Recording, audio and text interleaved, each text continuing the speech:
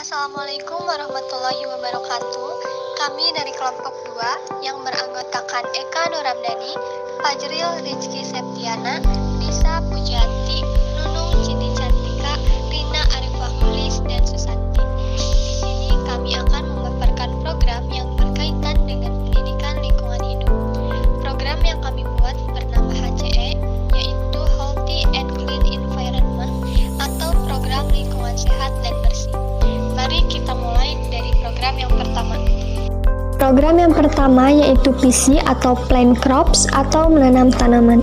Gerakan menanam pohon merupakan jawaban atas pentingnya peran pohon dalam berbagai aspek keberlangsungan hidup, menjadikan masyarakat harus terus menjaga dan melestarikan pohon.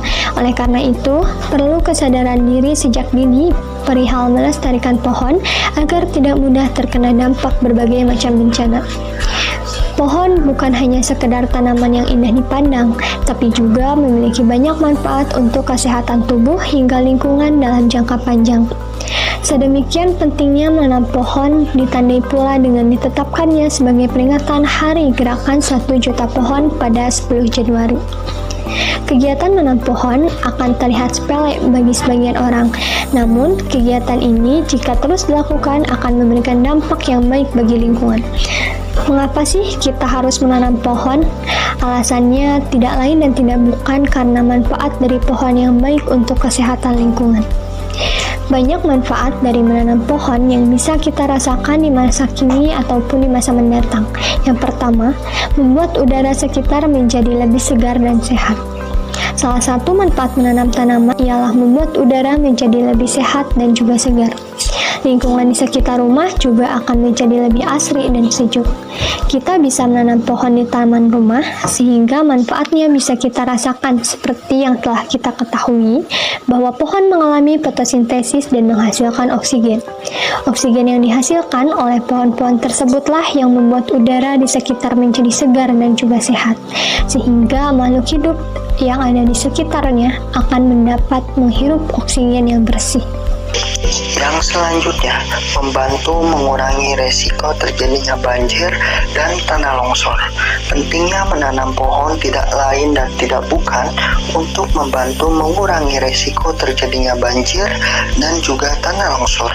Pasalnya, menanam pohon dapat membantu mencegah erosi tanah yang memicu terjadinya tanah longsor. Nantinya pohon akan membantu menahan tekanan air akibat hujan lebat sehingga dapat mengurangi resiko terjadinya tanah longsor. Yang keempat, membantu mencegah terjadinya polusi udara. Perihal polusi udara ini memang masih menjadi persoalan yang perlu ditangani, apalagi untuk masyarakat yang tinggal di dekat lokasi industri ataupun kota-kota besar yang memiliki mobilitas tinggi. Udara-udara yang terkontaminasi ini perlu dibersihkan dengan bantuan tanaman supaya zat karbon dioksida yang mengudara dapat diserap dengan baik oleh pohon yang nantinya zat tersebut akan diproses kembali menjadi oksigen. Keberadaan banyak pohon yang kaya akan oksigen dapat membantu mencegah terjadinya polusi udara. Namun saat ini keberadaan pohon semakin lama semakin berkurang. Ini semua karena ulah beberapa oknum yang tidak bertanggung jawab. Ketika kita sudah mengetahui betapa pentingnya pohon untuk kepentingan lingkungan, kita menjadi semangat untuk menanam kembali pohon-pohon tersebut. Jadi, melestarikan alam sekitar bukanlah tanggung jawab dari satu atau dua orang saja, namun meliputi seluruh aspek masyarakat untuk bertanggung jawab terhadap kelestarian lingkungan. Karena manfaat pohon yang dirasakan bukan hanya berimbas kepada beberapa orang saja, namun akan berdampak langsung terhadap kelangsungan hidup semua orang yang ada di bumi. Program yang kedua yaitu program PWC, merupakan singkatan dari Plastic Waste Recycling, yang artinya mendaur ulang sampah plastik.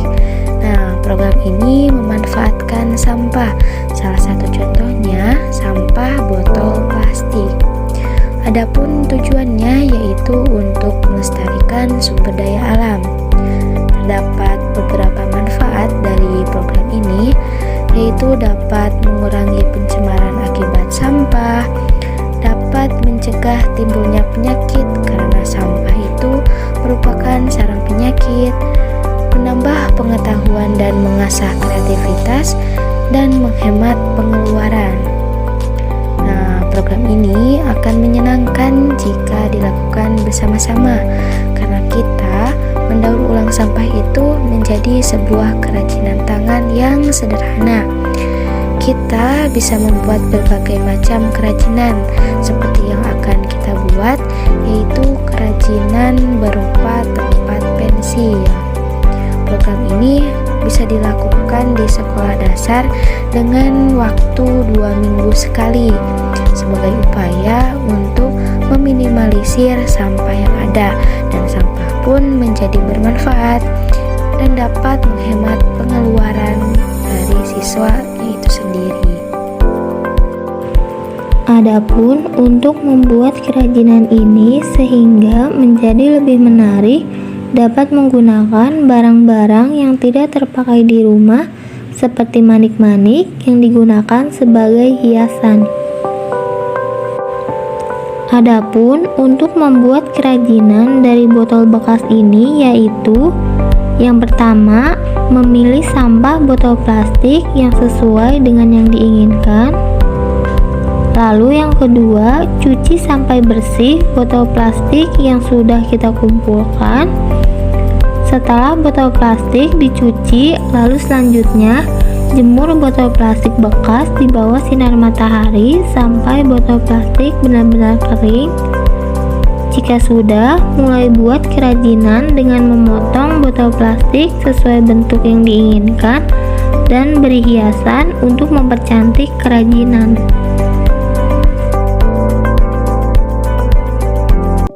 Program kita selanjutnya adalah ISM atau Energy Saving Movement atau gerakan hemat energi. Penghematan energi adalah sebuah tindakan mengurangi jumlah pengurangan energi. Penghematan energi ini dapat dicapai dengan penggunaan energi secara efisien, di mana manfaat yang sama diperoleh dengan menggunakan energi lebih sedikit ataupun dengan mengurangi kegiatan yang menggunakan energi. Penghematan energi dapat menyebabkan berkurangnya biaya serta meningkatnya nilai lingkungan, keamanan negara, keamanan pribadi, serta kenyamanan. Selain itu, penghematan energi merupakan bagian penting dari mencegah atau mengurangi perubahan iklim. Penghematan energi juga memudahkan digantinya sumber-sumber yang tidak dapat diperbarui dengan sumber-sumber yang dapat diperbarui. Tujuan dari gerakan hemat energi ini adalah mengajak semua orang untuk ikut berkontribusi dalam tindakan mengurangi jumlah penggunaan energi. Penghematan energi merupakan cara paling ekonomis dalam menghadapi kekurangan energi dan merupakan cara yang lebih ramah lingkungan dibandingkan dengan meningkatkan produksi energi.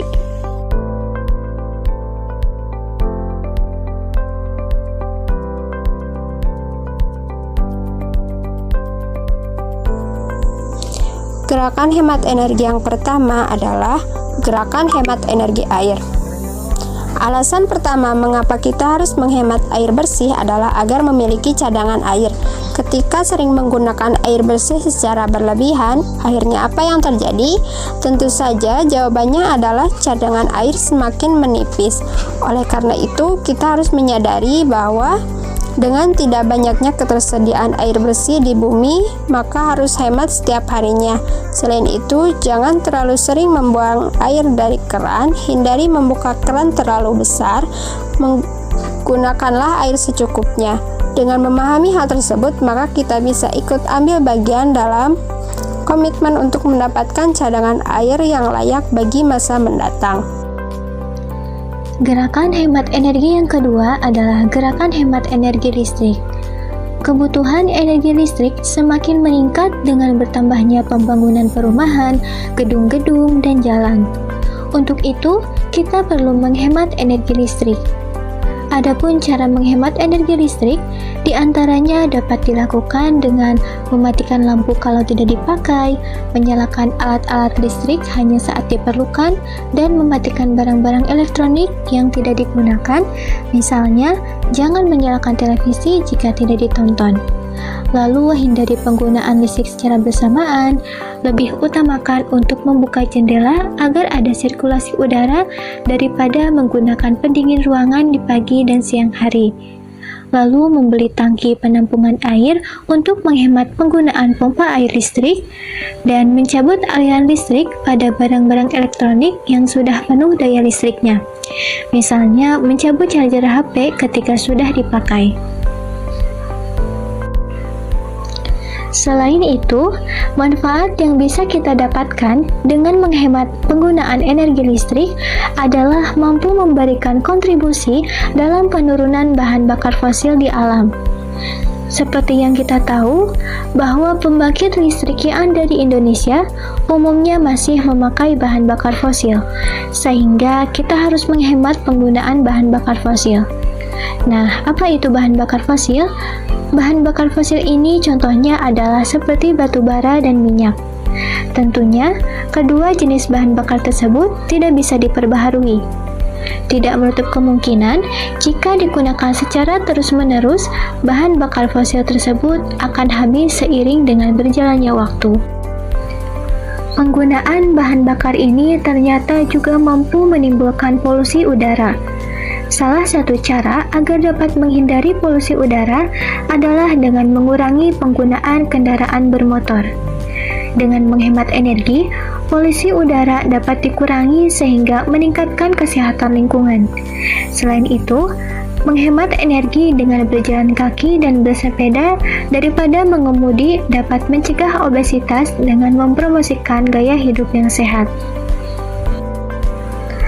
Gerakan hemat energi ini dapat direalisasikan dengan menyebarkan poster-poster mengenai ajakan menghemat energi yang ditempelkan di dinding sekolah, tempat umum, dan sebagainya. Demikian program yang telah kami buat. Terima kasih. Wassalamualaikum warahmatullahi wabarakatuh.